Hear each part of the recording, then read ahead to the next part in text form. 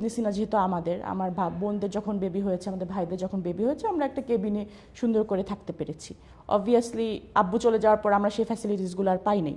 আমাদের বাসাটা মিরপুরের বাসায় আসলে কেউ কাজ করতে আসুক বা কেউ করতে আসুক, সবাইকে পুলিশ ধরে নিয়ে যেত বা তার ফ্যামিলিকে হ্যারেস করতো। তো একটা পর্যায়ে এরকম হলো যে কাজের লোকরাও কাজ করতে আসতে ভয় পড়া শুরু করলো আমাদের বাসায়। আব্বুরা যা কাজ করছে, আব্বুদের যে কোম্পানিগুলো, এগুলো ফিসাবিলিল্লাহ। সো আমরা এগুলোকে নিয়ে কখনো এরকম চিন্তাও করব না, বা আমরা আমাদের স্ট্যাটাস নিয়ে কখনো গর্বও করব না। আপনার বাবা গ্রেপ্তার হওয়ার আগে জি, জীবনটা আসলে আপনাদের কেমন ছিল? যখন গ্রেপ্তার হলো বা রায় প্রকাশ হলো, মানে ফাঁসি নয়, মানে রায় প্রকাশ হলো, ওই জীবনটা বা কেমন ছিল? প্রথম কথা, বাবা তো বাবাই, বাবা তো একটা ছায়া। বাবার জাস্ট একটা ফোন আসাও অনেক বড় জিনিস। সো আব্বু যখন অবভিয়াসলি 2009-এর পরে তো আমাদের জীবনটা আরেকটু কঠিন হয়ে গেল। সে ব্যাপারে তো কোনো সন্দেহ নাই। যখন থেকে আওয়ামী লীগ আসলো, আমাদের ব্যাংক ফ্রিজ থেকে শুরু করে আব্বু বাইরে যাওয়া এবং আমাদের এগুলো তো ঠিক আছে। তারপরেও অ্যাটলিস্ট বাবা যতদিন বাইরে ছিল আমাদের টেক কেয়ার করা। আব্বু হচ্ছে খুবই ফ্যামিলি পার্সন। আমি বলতাম যে আব্বার বেস্ট ফ্রেন্ড, তার সাথে সব কথা বলা যেত, সে তার সব কথা আমাদের বলতো। মানে এজ ছিল না, এবং এই যে কোনো কিছু কোথাও যাব, কিছু করব, মানে কোথায় থাকবো, কী করবো, 50 জনকে ফোন দিয়ে ফেলা, দেওয়া ফেলা। তো এটা একটা কুশনে বড় হয়েছি, একটা আদরে বড় হওয়া। সেখান থেকে হঠাৎ করে মাটিতে পড়ার মতো আব্বুকে নিয়ে গেল। এরপরে আমাদের বিভিন্ন রকম ইনস্টিটিউশন থেকেও আমাদের একটু নেগেটিভিটি আমরা পাওয়া শুরু করলাম। গাড়ি চলে গেল, আমাদের নিজেদের কোনো গাড়ি ছিল না, আমরা কিন্তু মানে আমাদের কোম্পানির গাড়িগুলো ইউজ করতাম, ওগুলো চলে গেল। তো হঠাৎ করে রিয়ালিটি যেটা বলে, চলে গেল বলতে কোম্পানি নিয়ে গেল, ফেরত নিয়ে গেল। আচ্ছা, তো আমাদের জন্য দুইটা জিনিস সবচেয়ে বেশি কষ্টের ছিল আসলে, সত্যি কথা বলতে। আমরা বড়ই হয়েছি, আমাদেরকে আব্বু আম্মু সবসময় এটা দিয়ে বড় করেছে যে আব্বুরা যা কাজ করছে, আব্বুদের যে কোম্পানিগুলো, এগুলো ফিসাবিলিল্লাহ। সো আমরা এগুলোকে নিয়ে কখনো এরকম চিন্তাও করব না, বা আমরা আমাদের স্ট্যাটাস নিয়ে কখনো গর্বও করব না। সো এইগুলো যখন সরকার নিয়ে গেলো, সত্যি কথা বলতে যে হ্যাঁ, খারাপ লাগতো। যেমন একটা ছোট এক্সাম্পল দিই, যে অবভিয়াসলি ইবনে সিনা যেহেতু আমার বোনদের যখন বেবি হয়েছে, আমাদের ভাইদের যখন বেবি হয়েছে, আমরা একটা কেবিনে সুন্দর করে থাকতে পেরেছি। অবভিয়াসলি আব্বু চলে যাওয়ার পর আমরা সেই ফ্যাসিলিটিসগুলো আর পাই নাই। বা ইয়াতেও অন্যান্য আমাদের বিদেশেও যাদের বেবি হয়েছে বা হয়েছে, যেহেতু আব্বু নাই, ফাইন্যান্সিয়াল একটা ক্রাইসিস, আমরা হয়তো একটা ওয়ার্ডে থাকছি বা থাকছি। এইসব ছোট ছোট ক্রাইসিস, বা আমার ছোট বোনের যেমন আমরা কখনোই পাবলিক ট্রান্সপোর্টে চলি নাই, ভাইয়াদেরকে চালানো হয়েছে, কিন্তু আমাদেরকে আব্বু was very strict about girls. তো সেই মানুষ কিন্তু তাহেরা তারপরে বাসে আসা যাওয়া করতো বাংলাদেশে যখন মানে আব্বুকে নিয়ে যাওয়া হলো। তো এই পাবলিক ট্রান্সপোর্ট বা এগুলার ইউজ টু হওয়া, তো এই জিনিসগুলো তো আমরা আস্তে আস্তে, ইভেন কাজের লোক, আমাদের বাসাটা মিরপুরের বাসায় আসলে কেউ কাজ করতে আসুক বা কেউ করতে আসুক, সবাইকে পুলিশ ধরে নিয়ে যেত বা তার ফ্যামিলিকে হ্যারেস করতো। তো একটা পর্যায়ে এরকম হলো যে কাজের লোকরাও কাজ করতে আসতে ভয় পড়া শুরু করলো আমাদের বাসায়।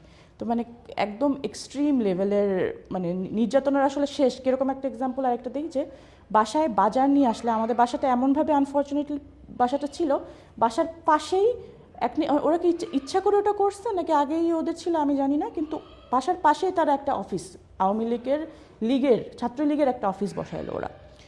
তো বাসায় যখন বাজার নিয়ে আসতো, ওরা বাজার থেকে লাউটাও নিয়ে চলে যেত।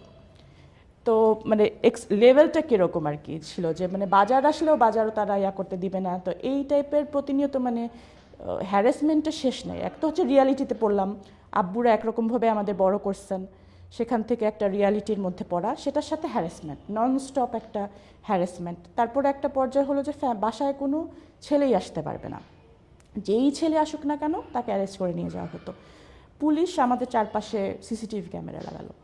তো যে কোনো পুলিশ, মানে আমাদের কোনো কাজিন আসছে, ইভেন ডেলিভারি ম্যান যদি আসো, বের হওয়ার সময় পুলিশ ধরতো যে কিরে তুই এখানে কী করিস, তারপর দেখাতে হচ্ছে স্যার আমরা ডেলিভারি ম্যান। তো আমাদের হাজব্যান্ডরা, আমার বিয়ের 8 মাসের মাথায় আব্বু অ্যারেস্টেড হয়। তো আমার হাজব্যান্ড, যেমন আমি যদি বিদেশে ছিলাম, সে হার্ডলি আমার বাসায় আসতে পারতো না। তো ঢাকায় আসলে আমি আম্মুকে যেয়ে দেখা করে আসতাম, উনি আলাদা থাকতো, কারণ কোনো ছেলে বাসায় আসা পসিবল না। এবং এটা কিন্তু আব্বুর ফাঁসির হওয়ার পরও, সো আমার আব্বুর শহীদ হয়ে যাওয়ার পর আমাদের ছেলে ফ্যামিলি মেম্বাররা এসে আমাদেরকে সান্ত্বনা দেওয়ার মতো জায়গায় ছিল না, কারণ বাসায় আসলে পুলিশ ধরে নিয়ে যেত। মানে এখন আসলে এত কথা, 16 বছরে হ্যারাসমেন্টের তো আসলে কোনো শেষ নাই। তো তো আব্বু স্বাভাবিকভাবে একটা পর্যায়ে যে মনে হতো যে আব্বুটা আমাদেরকে এত কুশন করে রেখেছে, বিশেষ করে মেয়েদের ব্যাপারে সে অনেক বেশি মানে আমাদেরকে অনেক বেশি প্যাম্পার্ড রাখতো। ভাইয়াদেরকে অনেক শক্ত করে তৈরি করতো, কিন্তু যেমন গাড়ি থাকলেও বলতো না আজকে তুমি যাও টেম্পুতে যাও, just to make them stronger. কিন্তু আমাদের ব্যাপারে আবার আব্বুর একটু আল্লাহ কাজ করতো যে আমার মেয়ে বাবাদের যেটা থাকে। সো ওইখান থেকে তো একদমই পানিতে পড়লাম। তার উপর দুনিয়া এবং অন্যদের তো হ্যারাসমেন্ট আছেই। লাস্ট যেটা সবচেয়ে কষ্টকর ছিল যে আমাদের ইনস্টিটিউশনের মধ্যেও দেখা গেল যে অনেকে আছে থাকে না ওই যে যখন খারাপ সময় থাকে তখন চামচিকাও একটা লাথি মারে একটা কথা আছে না, ওই অবস্থায় পড়লাম। তো ওটা আমার কাছে সবসময় আমি বলি যে আমার কাছে সরকার আমাদের সাথে করবে বা এরকম হবে এটা আমরা জানি, কারণ আব্বু আম্মু আমাদেরকে তৈরি করেছিলেন এভাবে যে এই জিহাদটার জন্য রেডি থেকো। যেটা আব্বু আম্মুও তৈরি ছিল না, আমরাও তৈরি ছিলাম না, যে আমাদের নিজেদের সার্কেল যখন আমাদের সাথে বিট্রে করা শুরু করলো। তো এটা আমার কাছে সবসময় কষ্টকর বেশি। আচ্ছা, ইবনে সিনা যেটা বললেন যে আপনাদের নিজের প্রতিষ্ঠান কিন্তু আপনাদের ওয়ার্ডে থাকতে হয়েছে, মানে একটু যদি ব্যাখ্যা দিতেন বা বলতেন যদি সম্ভব হয়। না, এখন এই জিনিসগুলো নিয়ে এগুলো তখনকার রিয়ালিটিতে তখনের অবস্থান, এখন আসলে আর খুব ডিটেল বলার কিছু নাই। কিন্তু এটা শুধু ইবনে সিনা না, মেইন কথা হচ্ছে যে একটা পর্যায়ের পরে যখন আপনি বিপদে পড়েন, যখন আপনার পাওয়ার থাকে না, তো এটা একটা রিয়ালিটি চেক আমাদের জন্য আর কি, বড় রিয়ালিটি চেক। যে আমরা হয়তো মনে করেছিলাম যে সব কিছু আন্তরিকতা, আব্বুরা যেভাবে তৈরি করেছে, আব্বুদের কাছে তো পাওয়ার ব্যাপার ছিল না বা পজিশন ব্যাপার ছিল না, আব্বুদের কাছে আন্তরিকতার ভালোবাসা ছিল। তো ওনারা হয়তো ভেবেছেন যে তারা না থাকলেও জিনিসটা থাকবে, কিন্তু এটা আমাদের একটা রিয়ালিটি চেক যে আসলে। আচ্ছা, এটা কি আপু যে মালিকানা বা মালিক এখন একটু বেকায়দা আছে, গ্রেপ্তার আছে, সে কারণে ওই প্রতিষ্ঠানের অনেক কর্মকর্তারা এই কাজটা করেছে? হ্যাঁ, এটা করতে পারে। আসলে আব্বুর তো কোনো মালিকানা, আব্বুর কখনোই কিছুতে মালিকানা রাখেন নাই, ঠিক আছে? এটা একটা ট্রাস্টের আন্ডারে চলে। ইবনে সিনার আলাদা করে কোনো পার্টিকুলার ব্যক্তি মালিক নেই।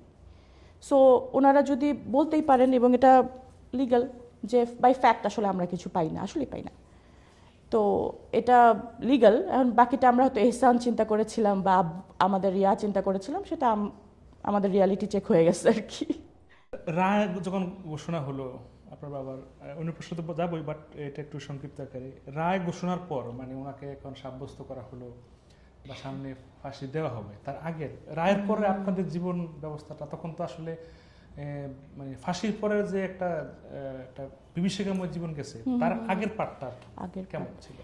ফার্স্ট না, মানে আমরা তো অ্যাজ আ ফ্যামিলি সবসময় একটা আশায় থাকি, মানে কেন জানি রায়ের আগ পর্যন্ত একটা হোপ ছিল যে যে যদি মানে ফাঁসি না হয়ে যাবজ্জীবন হয়। এখন অপশন তো দুটোই, এর চেয়ে বেশি তো তারা কোনো কিছু অপশন রাখে নাই। তো লেসার ইভেলটা আমার কাছে মনে হয়েছে যাবজ্জীবন, যেমন আলহামদুলিল্লাহ এখন আজহার আঙ্কেল আবার আমাদের সাথে ব্যাক করেছে, তাই না? এরকম যদি মানে সবার কাছে তখন মনে হতো যে যদি অ্যাটলিস্ট যাবজ্জীবন পাওয়া যায়, কোনো একটা সময় হয়তো বাবা আব্বুকে ব্যাক পাবো। তো যখন ফাঁসির রায়টা দিল তখন আসলে মানে আকাশ ভেঙে পড়ে যেরকম, সেরকম মানে তার মানে কি আব্বু থাকতেছে না। তো আমি মনে হয় আমার একটা স্ট্যাটাস দিয়েছিলাম, এটা আপনারা অনেক শেয়ারও হয়েছে, যে সেই সময় আমি কনসিভ করি। তো মানে রায়টা আসলে আমি একেবারেই নিতে পারিনি। আমার কাছে মনে হয় কেন জানি মনে হচ্ছিল যে সবাই বলতেছিল যে উনি তো একদম সরাসরি সম্পৃক্ত কোনো রাজনৈতিক না, ওনাকে যাবজ্জীবনই দিবে। তো যখন রায়টা দিল আমাদের এক তো হচ্ছে আমরা কেউ এটা অ্যাকসেপ্ট করতে পারছিলাম না। তারপরে ভাইয়া আব্বুকে নিয়ে কন্ডেম সেলে একদম সেই দিনই মানে রায় দিল, আব্বুর যে একটা ছবি আসলো না করে, ওইটা করে সে আব্বু গেল, তাকে সরাসরি কন্ডেম সেলে ঢুকানো হলো। তো আমার মনে আছে যে আরমান ভাইয়া হচ্ছে ওই জেল গেট থেকে আর ব্যাক ওখানে ফ্রিজ হয়ে দাঁড়ায় আছে, মানে আমরা সবাই ফোন করতেছে যে ভাইয়া আব্বুকে ঢুকাই ফেলছে জেলে, তুমি ব্যাক করো।